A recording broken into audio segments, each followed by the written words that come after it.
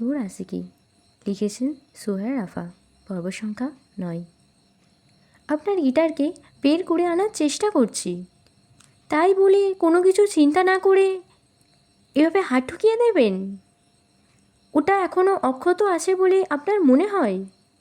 আপনিই তো কান্না জুড়ে দিলেন। ভাবলাম আবার যদি জরিমানার টিকিট ধরিয়ে দেন তাহলেই তো বিপদ। রুহানের দায় সারা কথায় ফুঁসে উঠল রিতমিলা। নাগের ডকা ফুলিয়ে বলল, আপনারা অসুরের মতো গাড়ি চালাতে পারবেন, আর সাধারণ মানুষ জরিমানা করলেই দোষ।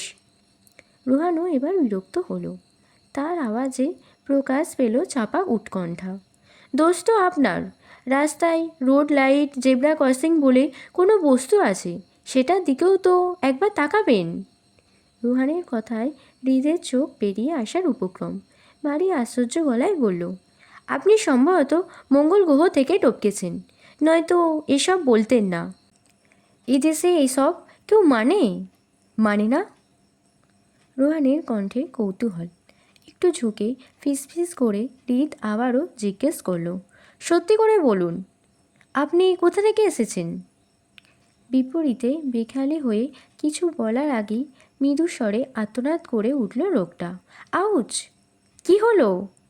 বলেই সময় নষ্ট করল না রিতমিলা। সাময়িক দ্বিধাগ্রস্তটা ভুলে চট করেই গাড়ির নিচ থেকে টেনে বের করে আনলো পুরুষালী হাতটা। কবজি থেকে ধরে হাটের তালুটা লম্বালম্বিভাবে কেটে আঙুল অবধি গড়িয়েছে।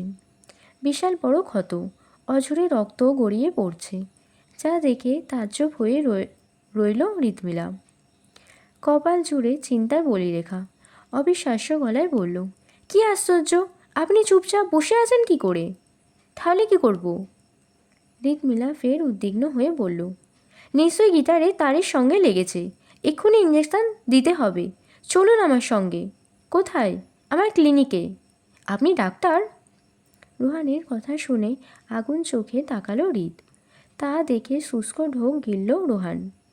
গলার স্বর খাদে নামিয়ে বলল, না মানে দেখে তো মনে হয় না। পেশা কি কারোর মুখে লেখা থাকে নাকি? আশ্চর্য। আপনি যা সুন্দর, আমি তো ভেবেছিলাম কোনো ম্যাগাজিনের মডেল হবেন হয়তো।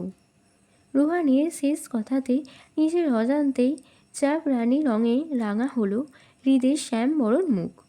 লোকটা কি ওর সঙ্গে ফ্ল্যাট করছে, নাকি সত্যি বলছে? মাথা নিচু করে মনে মনে হাজার সমীকরণ মেলালো সে। তারপর সময় নিয়ে ভিতরের আরক্তিম ভাবটুকু সংবরণ করল। চট করেই মাথা তুলে নিষ্প্রিয় গলায় বলল, ব্যাপার না, অনেকেই ভাবে। এবার দ্রুত চলুন। বলেই জলদি করে একটা রিক্সা ডেকে নিল রিতমিলা। মাহিনের ডুপ্লেক্স বাড়ির পেন্ডুলাম ঘড়িটাতে ঢং ঢং করে ঘন্টা পড়ছে। সময় গড়িয়েছে রাত 12টা। সচরাচর এত দেরিতে ডিনার না করলেও ইয়াস আর পিসিলা আসায় আজ একটু দেরি হয়ে গেল। ফ্রেশ হয়ে দুজনেই খাবার টেবিলে এসেছে। সাথে আছে মাহিন আঙ্কেল, দুজন বেয়ারা মতন লোক। রান্নাঘর থেকে বিভিন্ন বর্ডের আইটেম এনে টেবিলে সাজিয়ে রাখছে। পিসিলা অবাক চোখে চেয়ে দেখছে সব।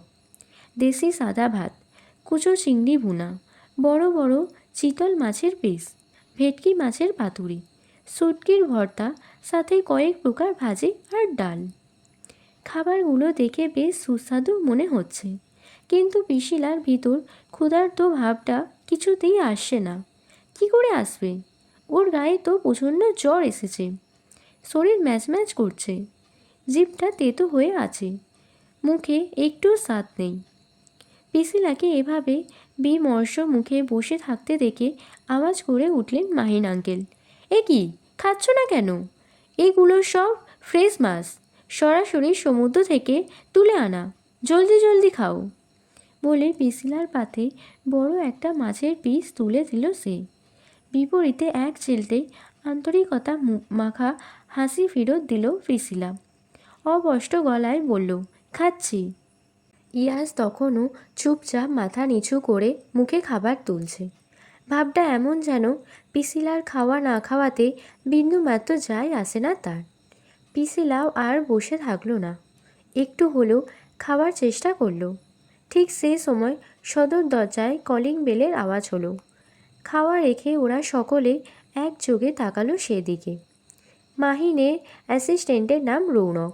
সেই সবার আগে এগিয়ে গিয়ে দরজা খুলে দিল। আগন্তুকের দর্শন মিলতেই সম্মোহনী গলায় বলল, ওয়েলকাম ম্যাম। ম্যাম শব্দটা শোনা মাত্রই অবাক হলো প্রিসিলা। এই বাড়িতে মাহিন আঙ্কেল ছাড়া অন্য কোনো রমণী থাকে? তবে ইয়াস যে বলল মাহিন আঙ্কেল কখনো বিয়ে করেনি। মনের কথা মনেই রয়ে গেল।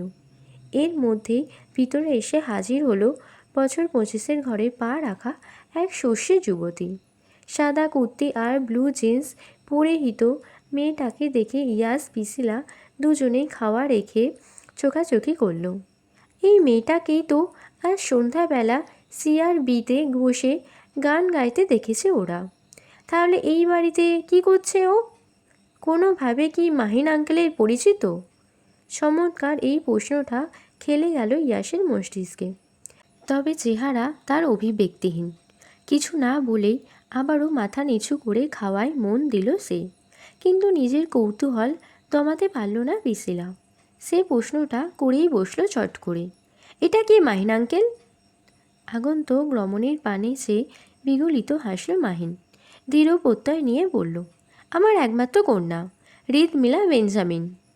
পর মুহূর্তেই হৃদমিলাকে উদ্দেশ্য করে বলল, না খেয়ে আসলে বসে পড়ো। বাবার কথায় সায় জানিয়ে বেসিনে হাত ধুতে গেল হৃদমিলা। তক্ষুনি ভেসে এলো পিসিলার অদম্যনীয় কৌতূহল, কিন্তু আপনি তো বিয়ে করেননি আঙ্কেল। পিসিলার কথাটা বোমার মতোই বিস্ফোরিত হলো সবার মাঝে। ইয়াস খাওয়া রেখে ওর দিকে ভয়ঙ্কর চোখে তাকালো। দাঁতে দাঁত পিষে বলল, পাকামি না করে চুপচাপ খাবার খা। ওদিকে মেয়েটার কথা শুনে মুচকি হাসল হৃদ। হাত ধুয়ে এসে চেয়ার টেনে বসতে বসতে বলল, I am adopted. By the way তোমরা? পিসিলার প্রশ্নের জবাবটা মাহিনী দিল উপাস থেকে। তোকে ইয়াসের কথা বলেছিলাম না অনেকবার, এটা ইয়াস, আর ও হচ্ছে পিসি, ইয়াসের কাজিন। মাহিনের প্রত্যুত্তর শুনে চোখ দুটো কোটর ছেড়ে বেরিয়ে এলো হৃদমিলার। বিস্ময়ে চোয়াল ঝুলে পড়ল তার। এহেন অভিব্যক্তিতে বিব্রত হলো ইয়াস। সামান্য মাথা তুলে ভ্রু কুঁচকে বলল, কি ব্যাপার? সে কথা কানে পৌঁছালো না হৃদমিলার। সে একইভাবে তাকিয়ে থাকতে থাকতেই মাহিনকে উদ্দেশ্য করে হঠাৎ বলে উঠল, বাবা, এটাই কি সেই ইয়াস, তোমার নীল নয়নার ইয়াস, যার জন্য আজও তুমি? বাকি কথা মুখেই আটকে গেল হৃদমিলার। তখনই খাবার রেখে উঠে দাঁড়ালো মাহিন। খুব সাবলীন ভঙ্গিতে বলল, আমি একটু আসছি, ইউ গাইস কন্টিনিউ। বলেই আর কোনো দিকে তাকালো না সে। গটগটিয়ে হেঁটে চলে গেল নিজের ঘরে। মাহিনকে এভাবে চলে যেতে দেখে হক চকালো পিসিলা। হৃদমিলাকে ইশারা করে নিচু স্বরে জানতে চাইল, আঙ্কেল কি কোনো কারণে রাগ করলেন? মৃদু হেসে এদিক ওদিক মাথা নাড়ালো হৃদ। স্বভাব সুলভ গলায় বলল, বাবা এমনই, তার নীল নয়নার কথা উঠলে সব সময় একটু আপসেট হয়ে যায়। তুমি বলতে চাইছো ইয়াসের মম হলো মাইন আঙ্কেলের ওয়ান সাইড লাভ, আর তার জন্যই মাইন আঙ্কেল কোনোদিন বৈবাহিক সম্পর্কে জড়ায়নি? কথাটা বলতে দেরি হলো না পিসিলার। তৎক্ষণাৎ শব্দ করে চেয়ার ছাড়ল ইয়াস। রাগে অগ্নিশর্মা হয়ে তাকালো পিসিলার দিকে। সেদিকে চোখ পড়তেই শুষ্ক ঢোক গেল পিসিলা। কুণ্ঠিত স্বরে বলে উঠল, না মানে। বাক্য সম্পূর্ণ করতে দিল না ইয়াস। তার আগেই আচানক পিসির কবজিটা শক্ত করে চেপে ধরে টেনে দাঁড় করালো চেয়ার থেকে। প্লেটের খাবার সব ছিটকে পড়ে গেল। জ্বরের কারণে প্রিসিলার শরীর আগে থেকেই দুর্বল। তার ওপর এত জোরে ঝাঁকুনি দেওয়াতে মাথাটা ভন ভন করে ঘুরে উঠল ওর। নিয়ন্ত্রণ হারিয়ে পড়ে যেতে নিলে তাড়াহুড়ো করে টেবিল ধরতে চাইল। ইয়াস সেটা ধরতে দিল না ওকে। উল্টো আগুন ধরানো গলায় বলল, অনেক হয়েছে, আর খেতে হবে না তোকে। তারপর আর একটা কথা না বলে টেনে হিঁচড়ে একেবারে শোবার ঘরের মেঝেতেই নিয়ে ছুঁড়ে ফেলল ওকে। কথা বলা তো দূর, পিছনে ঘুরে তাকানোর ফুরসতটুকু অবধি পেল না পিসিলা। তার আগেই বেডরুমের দরজাটা সশব্দে লাগিয়ে আবারও হনহনিয়ে ঘর থেকে বেরিয়ে এলো ইয়াস। ঘর থেকে বেরোতেই করিডোরের মাঝখানে দাঁড়িয়ে মুখোমুখি হলো হৃদমিলার। ওর চোখে চোখ রাখল না ইয়াস। পাশ কাটিয়ে যাওয়ার প্রস্তুতি নিলে হৃদ ইঙ্গিতপূর্ণ গলায় বলল, this is so rude yes, she deserve it. চোয়ালের বেশি শক্ত করে জবাব দিল ইয়াস। সঙ্গে সঙ্গে ওর দিকে ঘুরে তাকালো হৃদ। তপ্ত একটা নিঃশ্বাস ছেড়ে অকপটে বলল, পিসি না তো তোমার কিনে আনা সম্পদ, আর না তো বিয়ে করা বউ। তুমি এটা ওর সঙ্গে কিছুতেই করতে পারো না, নেভার। হৃদ মিলার মুখে বিয়ে করা বউ বাক্যটা শোনা মাত্রই আনমনে নিজের হাতটাকে দেখল ইয়াস। একটু আগে এই হাত দিয়ে ধরেছিল পিসিকে। আচ্ছা, পিসির শরীর কি একটু বেশি গরম ছিল না? ছিল তো বোধ হয়। দেখতে দেখতেই সময় গড়িয়ে গেল। জীবন থেকে হারিয়ে গেল দীর্ঘ 72টি ঘন্টা। গত 3 দিনে আর ইয়াসের সঙ্গে দেখা হয়নি পিসিলার। কি করেই বা হবে? সে তো জ্বরের কারণে বিছানায় ছাড়তে পারেনি এই কদিন।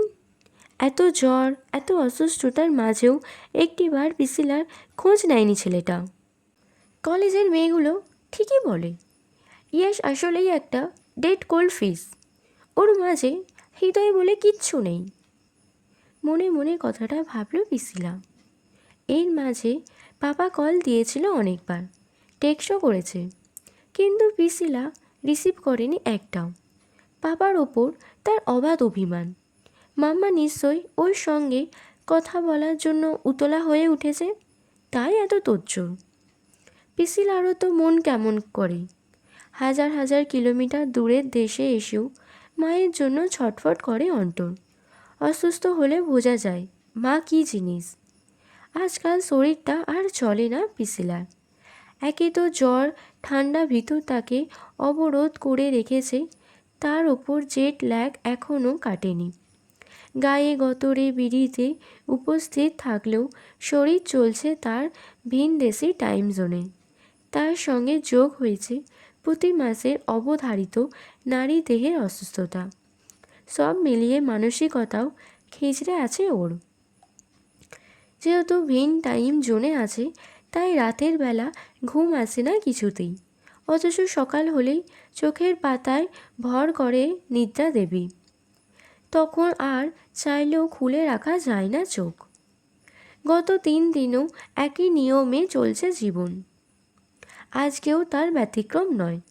তাই তো রাতের বেলা ডিনার শেষে আর বিছানায় শুতে গেল না পিসিলা।